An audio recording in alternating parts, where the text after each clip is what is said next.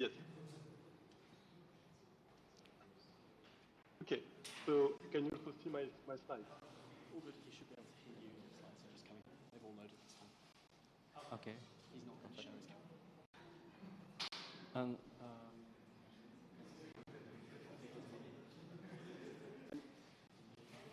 it doesn't help. I'm on the Discord, and there is one thread auto, so you can also write on the Discord. So Gabriel, we don't hear you very much yet. We are going to turn up the volume. Okay, I can also some. Okay, okay. All good. So go ahead. So I'm introducing Gabriel Scherer from INRIA, the young person on the right that you're seeing here. And joint work with Thomas Réfis and Nick Roberts. He's going to explain to us why OCaml multi-core and earlier version of OCaml are actually unsafe. So, Gabriel, is everything ready for you? Yes, thank you. So I can go. As I said, I'm on the Discord, and I don't have any visual feedback on the room whatsoever, so if you want to ask a question on the talk, I don't think you can, or let me know of an issue, you can just write a message on the Discord. I asked some questions in your talk to go to the Discord. So, yes, I'm going to work with Thomas and Nick. And Nick is at ICFP, maybe in the room, I don't know. So if you see him around, you can ask him questions. The talk is about OCaml OCaml. Here is a mutable example. So for the non-OCaml people in the room, I recall the definition of optional, with a non or storm of A. Then we can define the type U, which is a record with a field A of type U, and a mutable field B of type int option.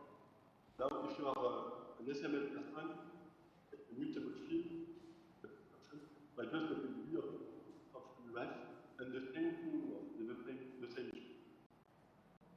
And so let's try to function x on x of type U. This is also come from field in domain. I will map on x, and if the field A is false, I return 0. The field B is none, I return 1. So at this point, I know that A is actually true, and B is actually some. And then the third clause has the when guard. And for those who don't know, when guard will take an arbitrary test because true, it matches, otherwise it does not match. We'll look at what example later. Then there is another if A is true and B on Y, return Y. But the when guard is vicious, very mutate, you set none, and then it proves that the match does not match. But the question is, what happens when you run this program? Okay? At this point, it looks like B should be some, but in fact, you call the function, you to go at this point, and you get a second. And this bug, many versions of OCaml, basically as old as you can install in your machine. And the recipe to have your favorite non-OCaml from language is to have patterns that loop inside mutable. In Rust, for example, I think it's easy within about NRT, or in Haskell, you have to do, you can also do that.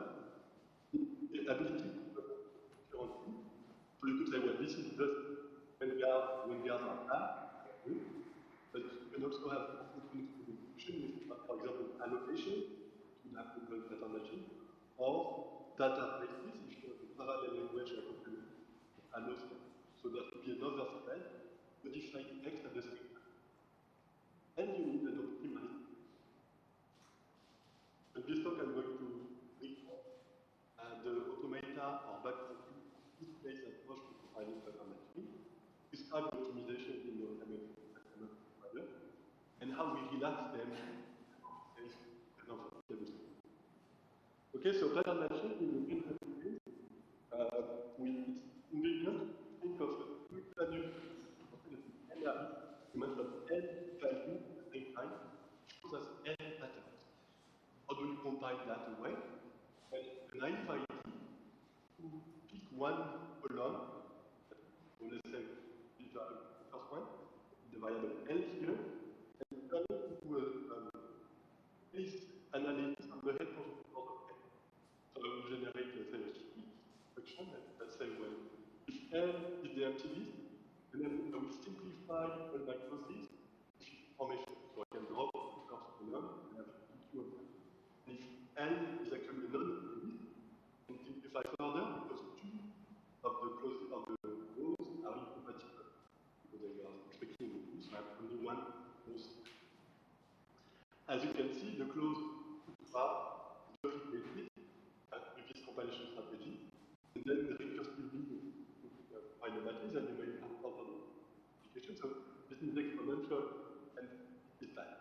Okay, you don't want to have a program that generates a lot of megabytes of code and takes minutes to compile. So there are two approaches to avoid this price blow-up, which are well understood from the 80s and 90s. The first are the split-based algorithms. Guarantee linear size is the generality at the cost of some check, some value we check it. Then you have the decision, which usually mean you are appropriately to avoid the cost. The OCaml compiler based, and so are not ML meaning in innocent is more open. If there is a corner case, it's probably better to be slower than to meet a lot of megabytes. The split-based algorithm is split this matrix of data in subgroups that can be combined without duplication. So typically, they are fixed. Typically, you will pick the most of the first column, whether all the patterns start with a head constructor, or all the patterns have a wildcard. So if you do this in this case, for the case where you don't close now, and you, on the other side, you generate something that we try the first matrix, and if you don't matrix we spend will actually jump to one of the later ones, a priori the next one. And then you try the orange matrix, and then you fail. And once you do this, you can combine each map with this is right, and you get linear upside that you know. But the inconvenience is that you read the check on the empty list on M, you do it twice. Some execution. Okay, so what are the optimizations? The idea is in general, you have several matrices that transmit it. In the end, they will last much higher. And the OCaml compiler has to generate better. So, what are the notions involved? There is context. The context is the static knowledge that you have at this point in the matrix. That you achieve around recursive compiling lower. From the context, you can use a jump canary. For a compiled program, a jump canary is for each instruction some information about the context at the point of failure, at the source of the jump. And this is you the matrix that for example here, the matrix. And you want to get into the matrix from the jump, from the arrow coming from the and if you know the context matrix one fail, you got an extra assumption that you can use to compilation of matrix. Maybe you know that what the head computer will be, or you know some ACDs that are. Then there is a default environment.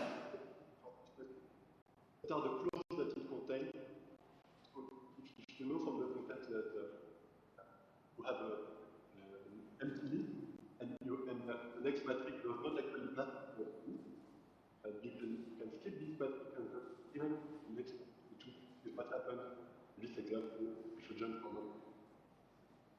And finally, you have total information that comes from the type checker that tells you when maybe this matrix chain is total, there is no value to continue, and you can optimize that maximum and not having a jump to the match point.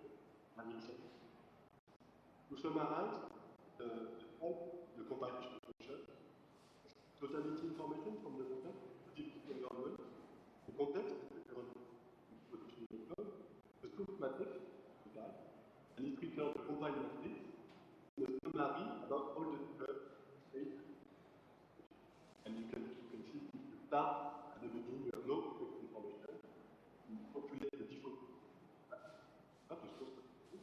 Then you compile the next one, jump summary out of it, you use it, you get context to compile it, and so on and so on. So, small zoom, the context, for example, in this example, we first discussion P, the true case, which we compare, the non-true case, we are generating here, but it's the context, when the context is the first value is true, and the second one is not. So you can think of this as a pattern with wildcards, or this a pattern, or you can think of this as the general runtime value will be some tree, this white triangle, and we know head prefix tree. The totality information, in this example, there is a match and fail. There is no fail. When that happens, the compiler is told that there will be no fail. So it does not need to branch or fixing the retrofactor. You can directly assume that N is generate a direct feedback. The design of OCaml is a bit awkward. The design of the compiler is that the checker is totality, and also exhaustivity, left and pattern and so on, emit nice one. And then it only give one zip to the pattern matching compiler.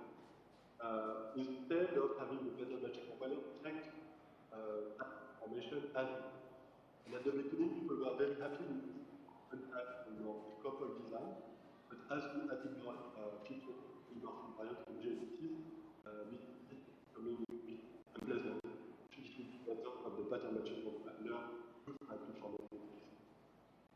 Okay, so back to the big picture. There is something about this that you don't understand, you are looking up, you should write in the Discord after. So how do you relax with optimization? As a mutable state, a reminder of the bug. We have two processes that are fine. There is the heavy wildcard and then classical. The first bug, there are two problems. The first one is that the content, if you look at the split, there are two jumps, one and the they both have the same content. A is true because we rule down the false case. B is some because we rule down the non. And let's focus on the first one. At the time of the failure, but in presence of a successful execution, when you get to the target, this may have been invalidated by a guard or by an application or whatever. So actually, even use this refined context at the destination. So the solution is to erase any context information under a mutable position. And if you do this, what you are. This is nice, this is good. The second problem is the pattern matrix. In this example, we not generate a matrix. Why is that? Because the checker believes that this program is how does the program totality is present of the card, but positive close the card, we move the closing of the matrix. And in fact, without this closing, the pattern matrix will close. In theory, work whether the card is or false. But in this case, it will say yes, the program is closed, which is obviously in this case incorrect. So how do we solve that from the perspective of the pattern matching compiler? The first idea is to forget about the type checker may be wrong, as in this example. So maybe we just don't know. Sometimes the pattern compiler will do context that plays a trade or is code. We can use this information. that is that a lot of programs are going to generate more. In particular, when you have JDT, it's common to have an association where you only use a single QD. In this case, you want the mathematical direct access and not the rely on that performance. You cannot use this technique. It's nice. So the second idea is to do it. I will forget the information. Only when I'm under a mutable transiting, okay, to write the return somewhere.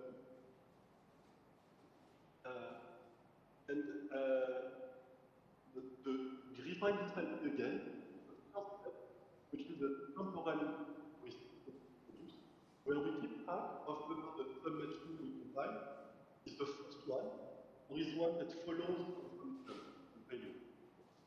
So in this case, the one will be the first and the other are following. And if you know you are in the first, you know that you know pattern that you can run before you and jump. And so there are no interference. Any deduction you make text information is your current semantics. And you can trust it even under a mutable code. In particular, the case where the user has coverage free as their code, there is no split. You can always do this without any splitting. And there will be only one that has both temporal information and totality information. And in this case, the changes that we make will not use the directly at all. Actually, even when the you get totality information, this is the nice guarantee. Okay, so we on a very basic less focus. And how do we set that to do? So, one thing to say is, we've seen an example of this bug. It's been launched in 2017, and now why is that? Because we believe that there is no buggy program in the lab. So we have never found that suffered from this bug. Because not are exposed and they don't mutate the completely wide they are. So this is a bug that affects very little program. But the fix minimizes more programs programs in the world, that would be slightly slower. Now, how do we provide the cost of life? The reviewers of the network were very competitive. You should pick the compiler to write efficiently. But in practice, people are not always focused. If there is no practice. So what we did is the case where we pessimize the generated code due to the distrust of the totality information. And Nick compiled the JSON code base. And then what he reported, this was the last iteration. We found an issue in the world that had to be fixed. Okay? But eventually, we had I tested the change, and indeed, it only flagged complex matches for mutable here. And in a code base with millions of lines of code, I found 3 instances, and it was possible to rewrite them without trouble. Actually, I think that in those cases, probably the new code with slightly more generation would have been fine after. You add a check somewhere. But if you are a user that is very worried about performance, then you have to run your benchmark, that the change is fine and so on. It's a lot more work. Whereas if you can just remind the exact same intermediate implementation, you know that there are no, and it's much more relaxed. The warning I should say is mistake by default. So most users is like, okay, but we know one is missing this, almost one, and will not be good about it specifically, this is just fine. I'm done, and I'm willing to take a question. I can stop the room.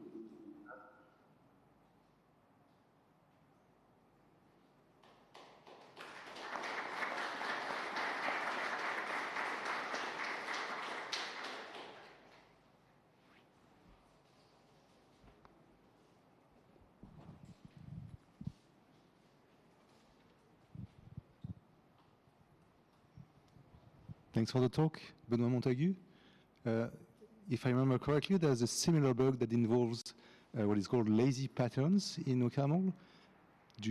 Were you able to also fix this issue with lazy patterns? So I think patterns are another way to introduce code execution. For a lazy value in the middle of pattern matching, can cause this basically the same issue, then you can explain it. And also. So, Gabriel, we have a bit of a sound issue. I think the last couple of sentences, we did not hear them well. Maybe we can try again? Yes, the short answer is that yes, it should be.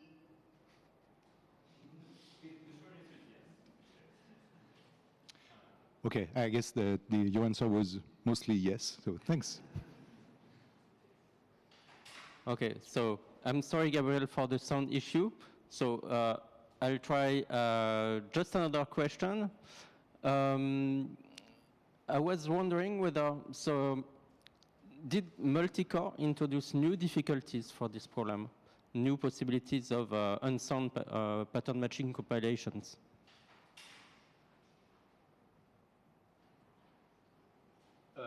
I can answer, if you want, I can also type an answer on the board and you read it aloud, but you won't have echo problem, as you have.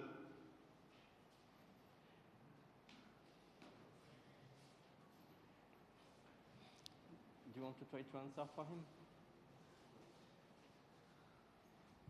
Sure. Or I can maybe.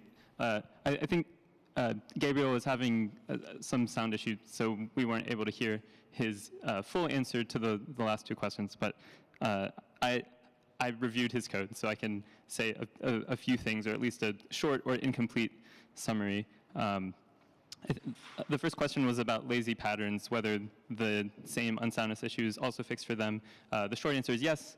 And then the question of whether multicore introduces new difficulties, and the answer to that is yes, in the presence of, multicore is also addressed by the work here, but the introduced new issues, for, like, if this fix didn't exist, then there would be new issues in the face of data races, where changes to mutable fields could then cause the same unsoundness that we saw earlier. Thanks. So, thank you very much. Thank you, Gabriel.